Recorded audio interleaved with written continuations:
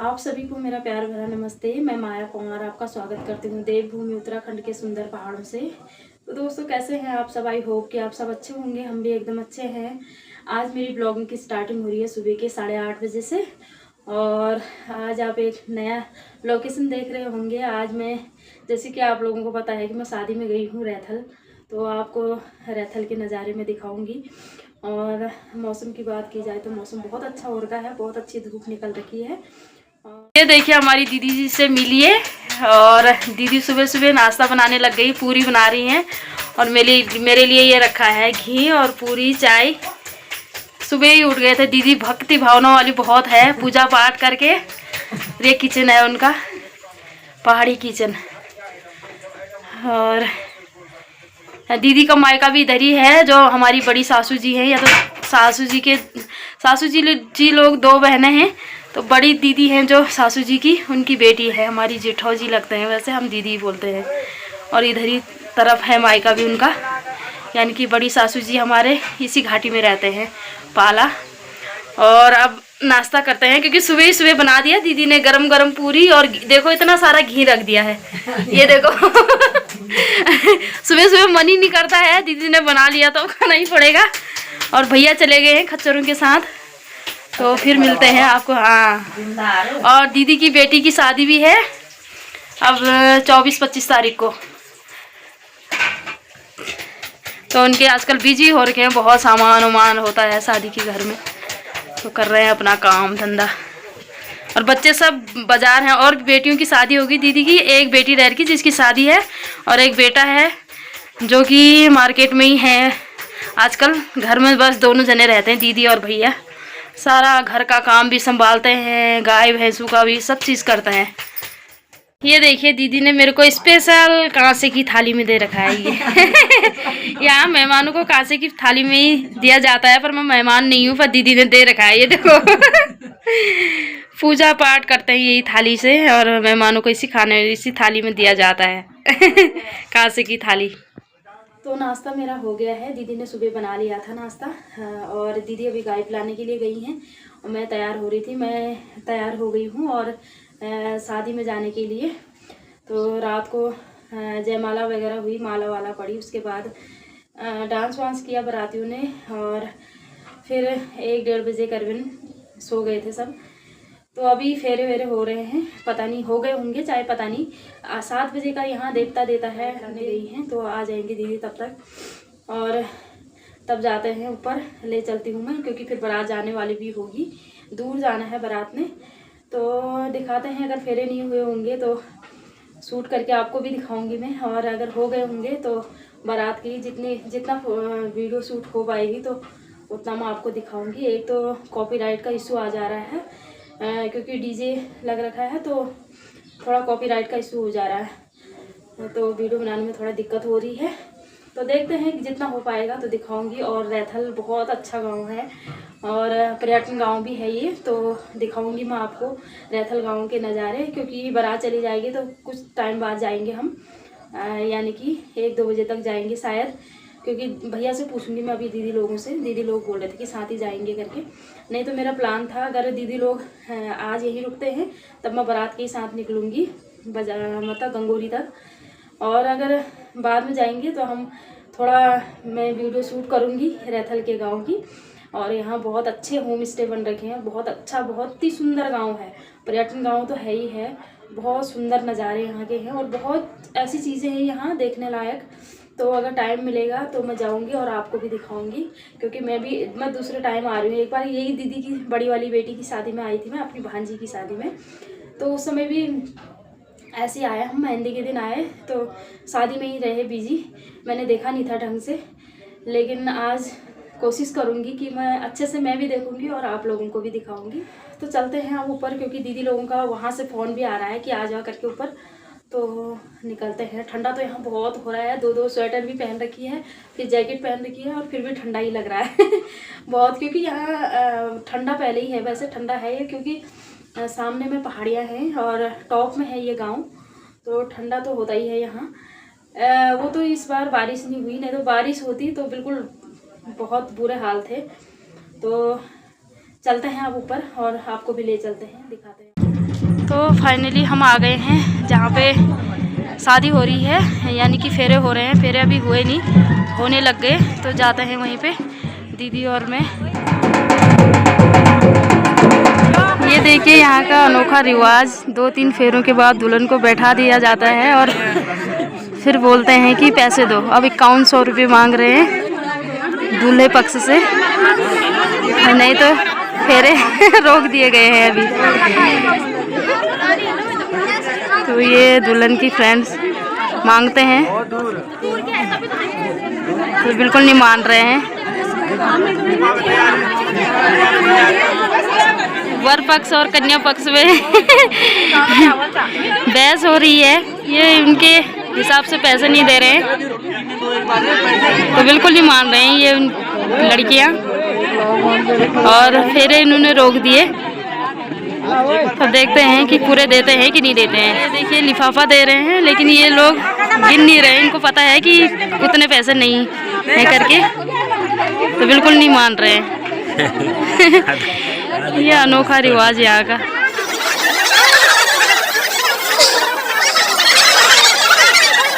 ये देखिए दुल्हन के दादाजी भी बोल रहे हैं कि मान जाओ, पर लड़कियां मान ही नहीं रही हैं। देखो दादाजी समझा रहे हैं उनको।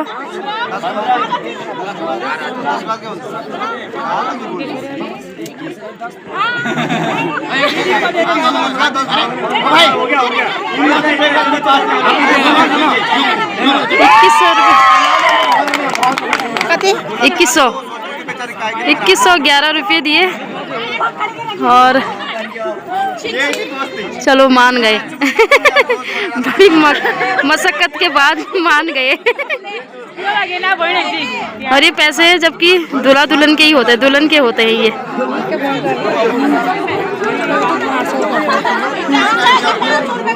2100 रुपये में मान गए अभी, जब उनके दादाजी आए यहाँ पे। और फिर अब कुछ फेरे अभी बाकी हैं। ये देखिए अंगूठी पहनाने की रस्म हो रही है यहाँ पे। अंगूठी अभी पहनाया जाता है और ससुर जी को और अपने दामाद जी को अंगूठी पहना रहे हैं।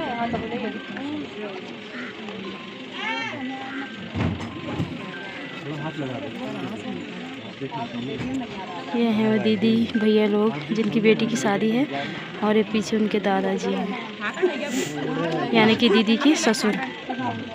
ये जो भी जेवर दिया जाता है मायके की तरफ से, यहीं पे पहनाया जाता है। ये देखिए पैंडल पहना रहे हैं अपनी बेटी को।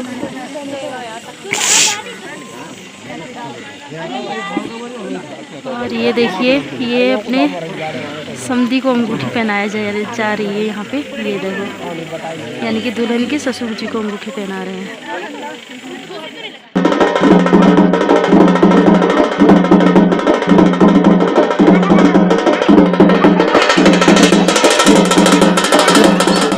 जगात कन्यम वचनम द्वितीयम अभ्य प्रदानी। अभ्य बोलते हैं हवन के लिए, और हवन किसका किया जाता है?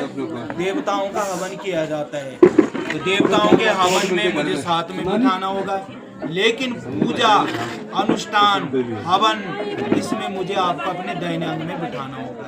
ठीक है, पितृ कार्य में भी साथ में लेना होगा। जितने भी धार्मिक कार्य आप करेंगे मेरे को साथ में रख करके ही करना होगा।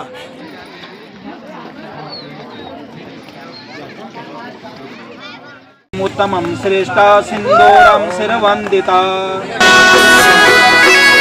ओम श्री सदे लक्ष्मी सदने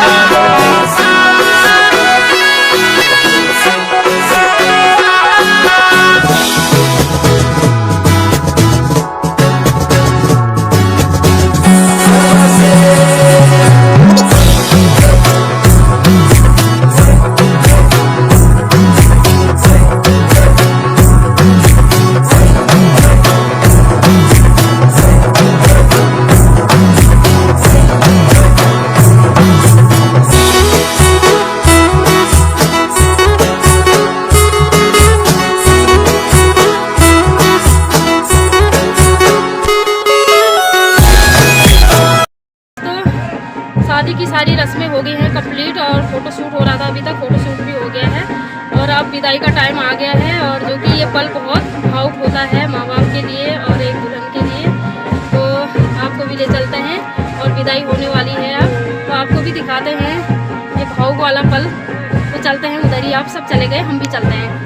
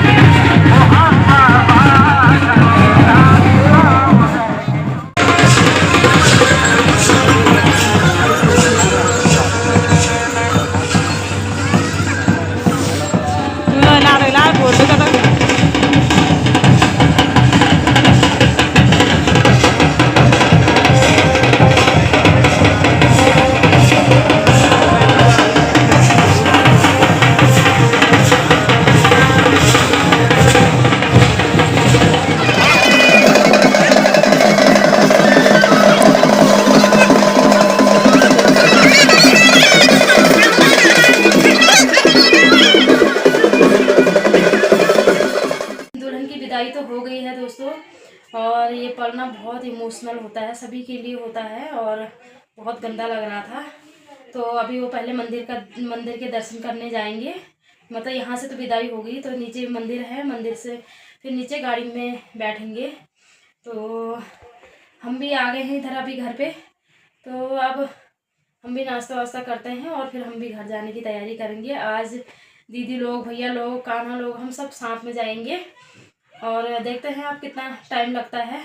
अभी तो विदाई हो ही रही है, हो ही गई, मतलब अब थोड़ा नाश्ता वास्ता करेंगे। जो घर के मेहमान हैं उन्होंने नहीं किया, अभी बारातियों नहीं करा था सुबह, तो खाना वाना खा के फिर जाएंगे हम घर के लिए। और दीदी को बहुत बहुत बधाई हो बेटी की शादी को। दीदी बहुत इमोशनल हो रखी हैं, पल ही होता है बेटियों का, क्या करना, इमोशनल हो रही है, अलग बैठी हैं अकेले। और बधाई भी आपको, क्योंकि अब एक बेटी की शादी हो गई आपकी और बहू भी आ गई, नाती भी हो रखा है दीदी का, लगती भी नहीं है दीदी की नाती वाली हैं। दीदी की बेटी बहुत दूर गई ना, इसलिए दीदी इमोशनल हो रही है। मैं भी तो हूँ इतनी दूर की, और अच्छे लोग हैं, ऐसे भी नहीं है। तो माँ का शरीर है, माँ को तो बुरा लगता ही है, रोना नहीं है, अभी घर भी संभालना है दीदी ने, वही तो, और उनको भी तो देखना है आपने। और अच्छा है, बधाई हो आपको, बहुत अच्छी फैमिली मिली है बेटी को भी उनकी। तो माँ को तो होता ही है दुख, चाहे अच्छा मिले बुरा मिले, पर कोई नहीं। दीदी बहुत हिम्मत वाली है। एक बेटी और है दीदी की, एक बेटा है, वही तो सबकी बेटियां जाती हैं दीदी। सब मेरे को तो नहीं, मेरी बेटी का है ना, मेरी बेटी नहीं है ना, आम था कोई यो तो तेरे बेटे तो नजीक नहीं है। हां नजीक नहीं मेरे बेटे या और चुप कराने के चक्कर में और भी बोल रहे हैं कि आपकी नजदीक गई है ये। हाँ, ये साधना की बुआ है। हाँ, तो अभी बच्ची है, नादान बच्ची, कोई बात नहीं, सीख लेगी वो भी। ये दीदी भी उधर ही है, हेल्प करना उनकी पूरी है। हेल्प क्या होती मेरे से, क्यों नहीं, आते जाते रहना, अपने वहाँ बुलाना, है ना। हाँ देखो सब इमोशनल हो रहे हैं। उनकी भी बेटियाँ नहीं है, बेटियाँ नहीं है आपकी दीदी। हाँ मैं तो यहीं रही ज़्यादा मैं कमी, मैं तो लेट में गई ससुराल, जबरदस्ती दिया मेरे माँ बाप ने, मैं जा भी नहीं रही थी। हाँ मैंने बोला इसी 4 बच्चों को सिखाती पढ़ाती हाँ और मेरे माँ बाप ने जबरदस्ती। कोई बात नहीं, भगवान की कृपा से दीदी का एक बेटा नवोदय स्कूल में पढ़ता है पुरोला वहीं, और जहाँ साधना ससुराल जा रही है पुरोला में ही जा रही है, तो वहाँ यहाँ का उत्तरकाशी का नवोदय स्कूल पुरोला ही है, तो वहीं दीदी, ये दीदी का ससुराल भी उसी तरफ है। तो दोनों फूफू और भतीजी एक ही साइड गए। तो क्यों रो रहे हैं आप, एक साथ गए आप।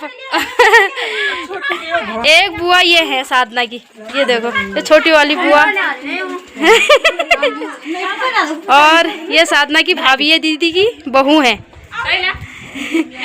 और है अब ये चाय पी रहे हैं।